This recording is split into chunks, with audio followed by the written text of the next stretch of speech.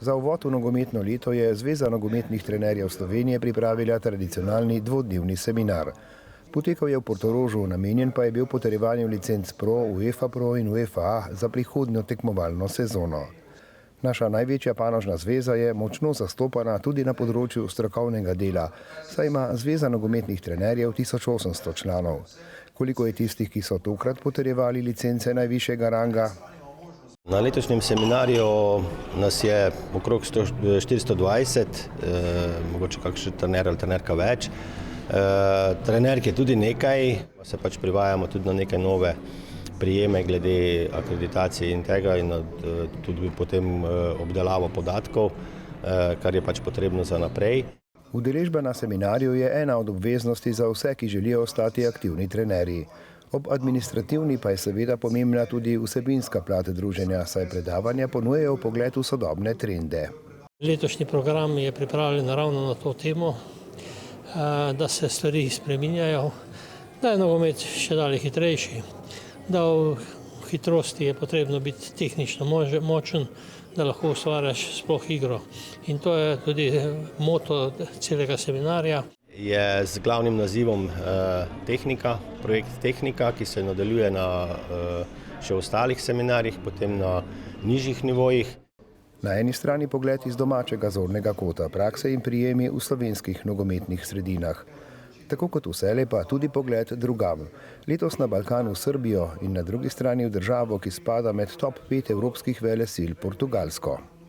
This opportunity to be here for us is a great pleasure, is an honor, and to have a chance to share to all the coaches our methodology, our identity for us is a great opportunity. In kaj je v sodelovanju s kolegom Ricardom Duartejem predstavil v svojem predavanju?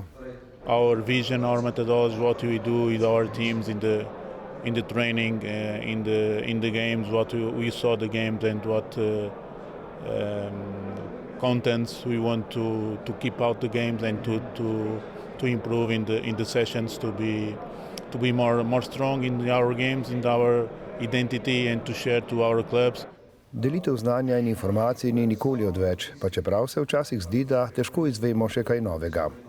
Po končani karieri niti nimaš takega mišljenja, da je to tako zelo pomemben, ker nekako kot nogometaš se odigral nekih zelo velikih tekem, nekih prvenstv in si mogoče dobiš občutek, da vse veš.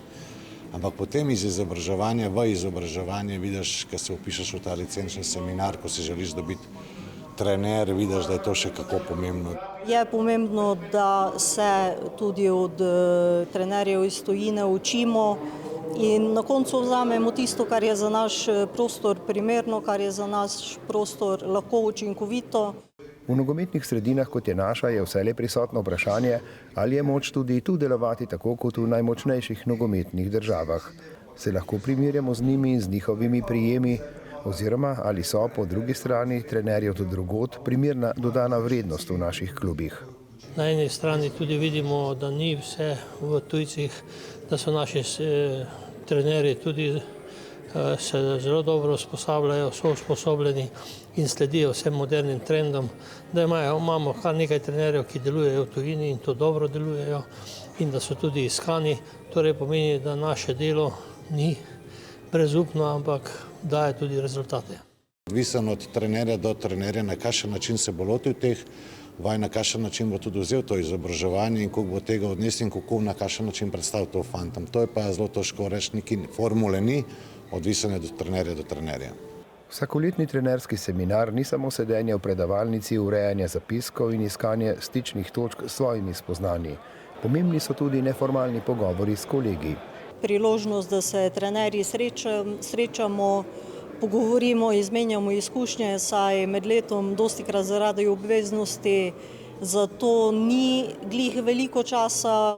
Tudi to je ena od dodanih vrednosti vsakoletnega druženja v Portorožu, ki je sicer letos potekalo brez praktičnega prikaza na igrišču, saj so predavatelji svoje predstavitve popestrili z izbranimi posnetki s treningov in tekem. Za nadgradnjo znanja in obenem za iskanje poti in načinov, kako vse to prenesti v svoje okolje.